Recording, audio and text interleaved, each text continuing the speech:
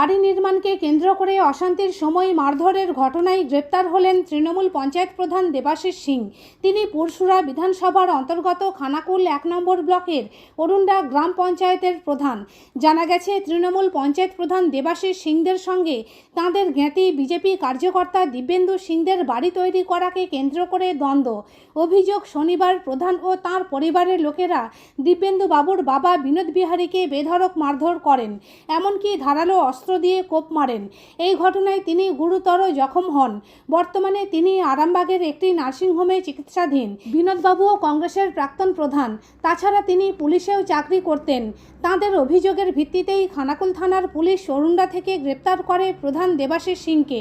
রবিবার তাঁকে আরামবাগ মহকুমা আদালতে তোলা হয়। যদিও দেবাশিস বাবুর দাবি, তার বিরুদ্ধে ওঠা অভিযোগ একেবারেই মিথ্যা, তাঁকে রাজনৈতিকভাবে ফাঁসানো হয়েছে।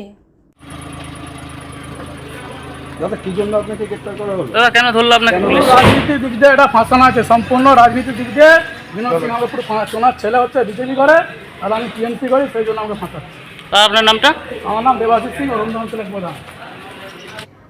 আমি চাই ওর ফ্যামিলির সবাই অ্যারেস্ট হয়, কেন ওরা ঘরটা করেই তো ওরা আনন্দ উপভোগ করতে এসেছিল, আমাকে মানে খুন করে ফেলার উপলক্ষ করে দিয়েছে।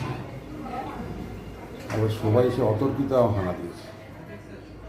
আমি চাই ওদের সবাই অ্যারেস্ট হয়, সবাই মিলিয়ে তো এসে আমাকে অ্যাটাক করেছে। আপনারা কি বিজেপি করেন? বিজেপিকে করে না করেন, আমি এক্স পুলিশ অফিসার, আমি এক্স পুলিশ, আবার এক্স প্রধান। আমি একজন পঞ্চায়েত প্রধান ছিলাম, জানেন তো, 83 সাল থেকে নষ্ট হয়েছিলাম। আবার এক্স পুলিশ, আমি তো রিটায়ারমেন্ট লোক, আমি আর কি পার্টি করবো? সিপিএম এর প্রধান ছিলেন? না, কংগ্রেস, তখন কংগ্রেস ছিল 83 সালে। কি নাম আপনার? আমার নাম বিনোদ বিহারী সিং। আমরা সেরকম কিছু নয়।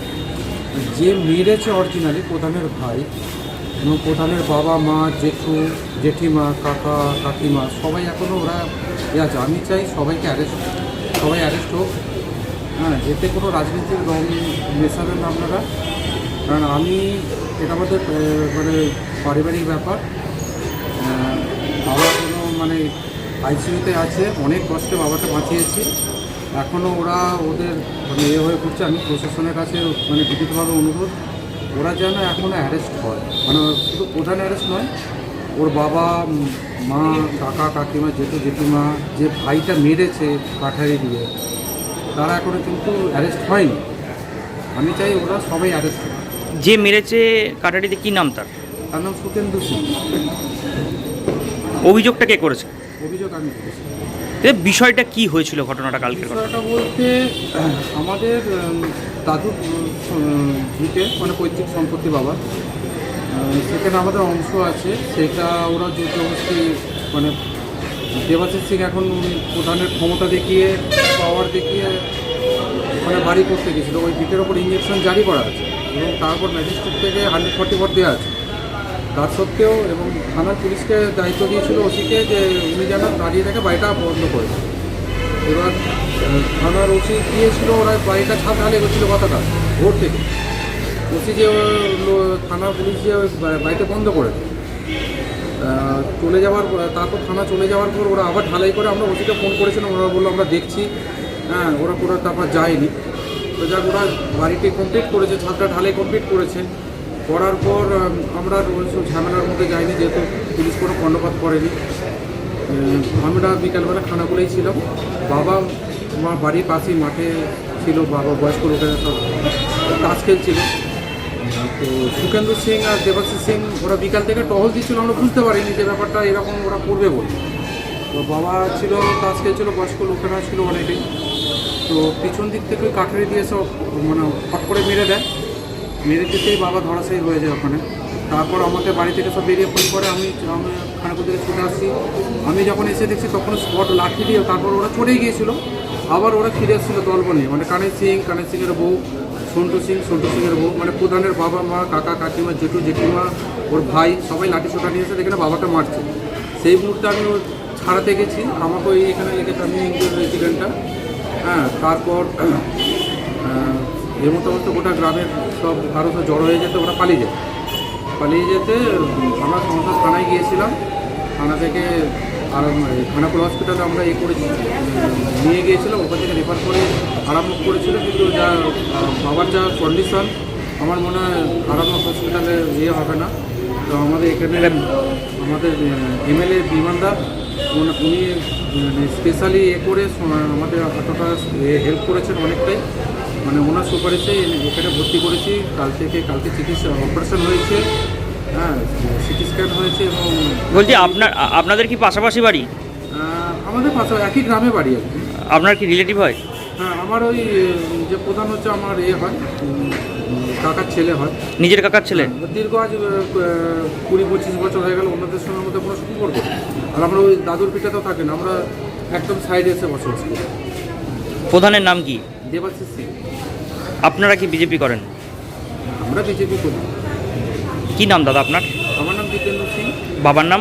বিনোদ সিং। কোন গ্রামে বাড়ি? লাউসভা। কতজনের নামে অভিযোগ করেছেন? ওরা যে কজন ছিল মারতে এসেছিল সবাই, মহিলা মানে প্রধানের বাবা মা কাকা কাকিমা, ওর জেঠু জেঠিমা, ওর জেঠুর ছেলে, হ্যাঁ, ওর কাকার ছেলেরা সবাই মিলে এসেছিলো, দল মিলে এসেছিল। এটা সবাই মিলে মানে আচমকা পিছন দিক থেকে চড়া হয়ে যায়। আর বাড়িতে কোনো ছিল না, বাবা একা ছিল, অলরেডি বাবা জখম হয়ে গেছিলো। বাড়ির দুটো মহিলা ছিল, বৌদি আর আমার ওয়াইফ ছিল, আর মা ছিল, আর দুটো বাচ্চা ছিল। আমি যখন খানাকুল থেকে বাড়ি ফিরি, সঙ্গে সঙ্গে শুনেই, আমি খবরটা শুনি, খানাকুল থেকে বাড়ি যখন ফিরি তখন দেখছি ওরা সবাই মিলে অলরেডি চড়া হয়ে গেছে। এবার একটা বাবা আহত, তার উপর ওই 3টে মহিলা, 2টো বাচ্চা, ওর কাউকে ছাড় থাকে, সবার ওপরেই অ্যাটাক করেছিল। তো সেই মুহূর্তে আমি পৌঁছে গেছি, আমাকেও মারে, আর সঙ্গে সঙ্গে গ্রামের লোক চলে আসতে, ওরা ছুটে পালিয়ে যায়। যেমন কর্ম তেমন ফল। তৃণমূল কংগ্রেসের যারা গ্রাউন্ড স্তরের নেতা আছে, উপরে তো দেখতে পাচ্ছেন কী হচ্ছে, তাদের এতটা ঔদ্ধত্য বেড়ে গিয়েছে যে তারা নিজেদেরকে মনে করে যে তারা ওই এলাকার বস আছে। গতকাল যে ঘটনাটা ঘটিয়েছে তার জন্য অ্যারেস্ট হওয়া প্রয়োজন ছিল। আমরা পুলিশের সঙ্গে কথা বলেছিলাম যে অ্যারেস্ট হয়েছে, তৃণমূল কংগ্রেসের কালচার, তোদের শিক্ষা পাওয়া দরকার, উপযুক্ত শাস্তি যাবে আমি বলছি। এটা তো আইনের ব্যাপার চলে গেছে, প্রশাসন আছে, প্রশাসন ব্যাপারটা দেখছে।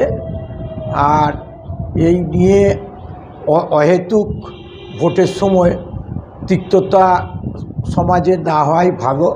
তাই আইনে যখন চলে গেছে, আইনের ব্যাপার প্রশাসন দেখছে। প্রশাসন ওপর আস্থা রাখুন, আমরা প্রত্যেকেই প্রশাসনের ওপর আস্থা রাখি। নিশ্চয়ই তদন্ত হয়ে তার যেটা নিয়ম আছে, যেটা আইন আছে, সেটাই হবে। নিউনুর সোফা সেন্টার, এখানে সমস্ত রকম সোফা পাইকারি ও রিটেলে বিক্রয় করা হয়। সমস্ত সোফা নিজস্ব কারখানায় তৈরি করা হয়। প্রোপাইটার হানিফ হোসেন খাঁ ও রুহুল হোসেন খাঁ, বড়ডোঙ্গল হাটতলা সিনেমা হলের সন্নিকটে, হুগলি। যোগাযোগ 7797170093 এবং 9382003105।